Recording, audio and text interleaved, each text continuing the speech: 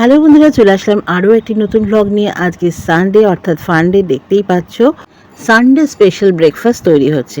কে বানাচ্ছে তোমরা তো জানোই, সানডে কে বানায় ব্রেকফাস্ট। এই যে চলে এসছেন ম্যাডাম শেফ। কি বানিয়েছে বলো তো? আজকে স্পেশাল ব্রেকফাস্ট হচ্ছে ইটালিয়ান বাটার গার্লিক টোস্ট। তো এই ইটালিয়ান বাটার গার্লিক টোস্টে বাটার গার্লিক এবং টোস্ট তো আছে, সঙ্গে আরও একটা ইনগ্রেডিয়েন্টস আছে। বলো তো সেটা কি হতে পারে? চলো ঝটপট কমেন্টে লিখে ফেলো, দেখি তোমরা পারো কিনা। আর চলো, বেজায় খিদে পেয়েছে, আমি ততক্ষণ ব্রেকফাস্টটা এনজয় করে নিই। আর এরপর আমরা হচ্ছি বাঙালি ভাই, কুছই করে ফেলি। এরকম একটা ব্রেকফাস্টের পর কে দুধ চা খায়? আমি খাই বস, আমার মতন বহু বাঙালি খায়। যা কিছুই খাই না কেন আমরা, তারপর দুধ চা না হলে জমে না, মানে আমরা যারা দুধ চা লাভার। তো বসে পড়েছি এক কাপ দুধ চা নিয়ে, কারণ বেশ স্পাইসি স্পাইসি হয়েছিল কি না। আর স্পাইসি খাবারের পর আমার একটু দুধ চা খেতে ইচ্ছা হয়। তোমরা জানো আমি চিকেন দিয়ে যদি রুটি খাই তারপরে মনে একটু দুধ চা খাই, মানে এরকমই আমি একটু চা লাভার আছি, মানে দুধ চা লাভার। তোমরা জানো, যারা আমার পুরনো ভিউয়ার্স তারা খুব ভালো করে জানো যে আমি কি লেভেলে দুধ চা খেতে ভালোবাসি। আর যাই হোক, আজকে ম্যাডাম বাড়িতে আছেন, তাই আজকে ঘর দোর তিনিই গোছাচ্ছেন, দেখতে পাচ্ছ একদম টান টান করে ঘর বাড়ি পরিষ্কার করছে, গোছাচ্ছে। আমার বেশ ভালোই লাগে যখন ও মন দিয়ে কাজ করে। আর বাড়িতে থাকলে যখন একটু ঘরের কাজের দায়িত্ব নেয় তখন আমি একটুখানি রেহাই পাই। তো আমি তো এদিকে আমার রান্নাঘর সামলাচ্ছি, কারণ রান্না বান্না তো করতে হবে, দুপুরে খেতে হবে। তো তোমাদের বলেছিলাম যে আমরা এখন বহুদিন ধরে চিকেন খাচ্ছি না, মানে চিকেন খেতে ইচ্ছা করছে না, জানি না কেন ইচ্ছা করছে না, ওদের গরমের জন্যও হতে পারে। তো যাই হোক, কালকে তো বাজার করে নিয়ে এসেছি, মাছটা ভালো করে ধুয়ে নিচ্ছি, রুই মাছ।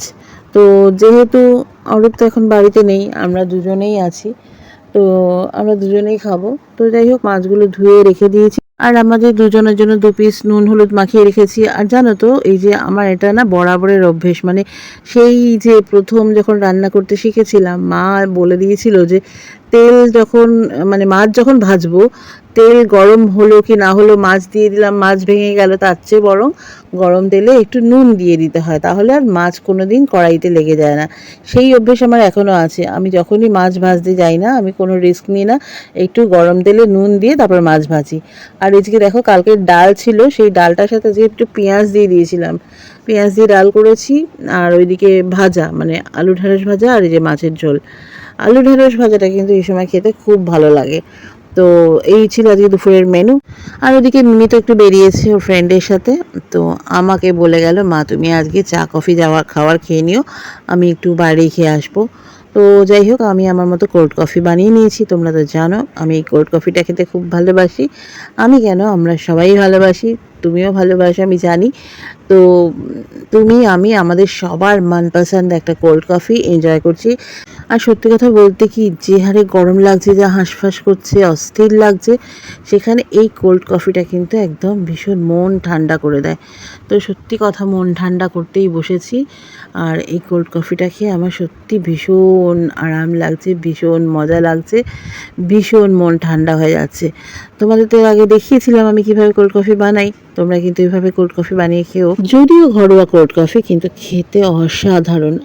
আসলে একদম অনেকটা দুধ দিয়ে করি কি না, আর মিল্ক পাউডার, তো তাই দারুণ একটা ক্রিমি টেক্সচার আসে, আর খেতেও দুর্দান্ত লাগে। তোমরা একদিন বানিয়ে খেও, আমি বলছি। তোমাদের ক্যাফে কফি শপে যাওয়ার প্রয়োজন পড়বে না, শুধু চাইলে এর সাথে একটু ভ্যানিলা আইসক্রিম বা চকলেট, যেটা তোমাদের পছন্দ, সেই ফ্লেভারটা মিশিয়ে নিতে পারো, দুর্দান্ত হয়ে যাবে। আর হ্যাঁ, একদম চলে এসেছি সন্ধ্যাবেলা, দেখতেই পাচ্ছ স্ট্রিট লাইটটা জ্বলে গেছে, আর আমার জানলাটা কি মায়াবী একটা রূপ নিয়েছে, তাই না বলো? ভীষণ কিন্তু এস্থেটিক দেখতে লাগছে, তাই না? জানো তো, আমার ঘরটা ছোট বটে, কিন্তু এই কর্নারটা আমার ভীষণ পছন্দের, ভীষণ ভালো লাগে। তো আমার কাজকর্ম হয়ে গেলে আমি কিন্তু এই জাস্ট এই কর্নারেই চলে আসি। আর সেই সাথে আমার ছোট্ট ছোট্ট গাছগুলো আছে, যাদের সাথে আমি অনেক কথা বলি, অনেক গল্প করি। ওরা বোঝে, জানো তো, গাছেরা কিন্তু ভালোবাসা বোঝে। ওদের একটু ভালোবেসে দেখো, ওরাও অনেকটা ভালোবাসা দেবে।